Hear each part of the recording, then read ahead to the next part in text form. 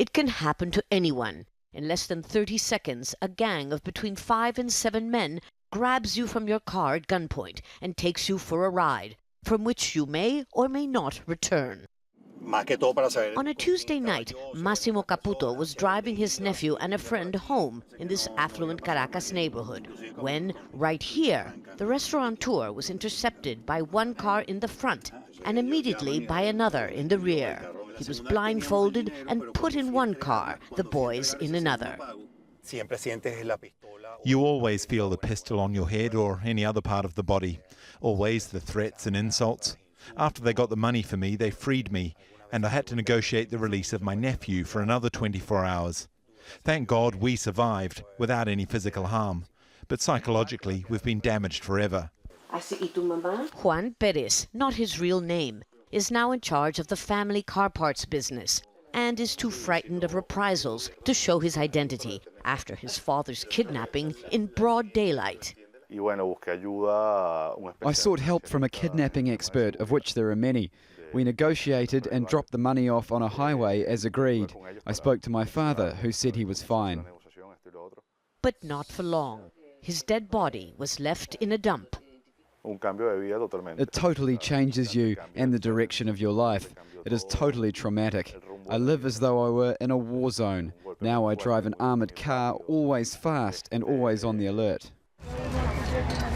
In Venezuela, where according to the Institute of Criminal Science, 95% of crimes go unpunished, kidnapping is the fastest growing business, along with the sale of armored cars, guaranteed to protect you from assault rifles and even grenades, both used by armed gangs. The University of Santa Maria study says kidnapping increased by 170% in the first 5 months of this year compared to last year. It is rampant and at random. A kidnapping can take place anywhere, including right here. So one of the first things that experts tell you is not to carry a lot of photos in your smartphone that show who are your friends and family, or that give away how much money you have, or where you live. The key is to give the impression that you're not worth holding on to for a long negotiation, because the longer you're kidnapped, the greater the chances of being seriously injured, raped, or murdered. In this building works one of Caracas's best-known special risks negotiators, another booming profession. Lawyer Fermín Mármol explains that because of hyperinflation, kidnappers are demanding ransoms be paid in hard currency only. It's become so lucrative that the criminal gangs that before lived from small-time drug trafficking or stealing cars are now turning to kidnapping. But there are also well-organised criminal gangs that before robbed banks that are also doing it, because the impunity rate is so high. It's a sordid business that doesn't always end with the ransom.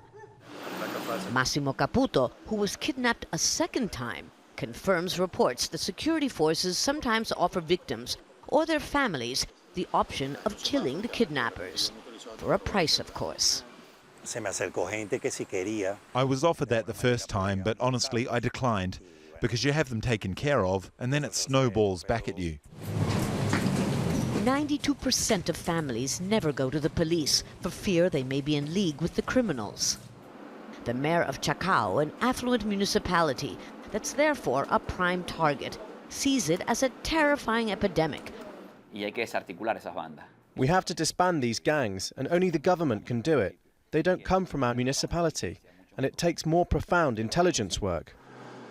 And in the absence of effective protection, the streets of Caracas, as elsewhere in Venezuela, are mostly empty on this Friday night, as are the arepa sandwich restaurants, where customers used to overflow onto the road.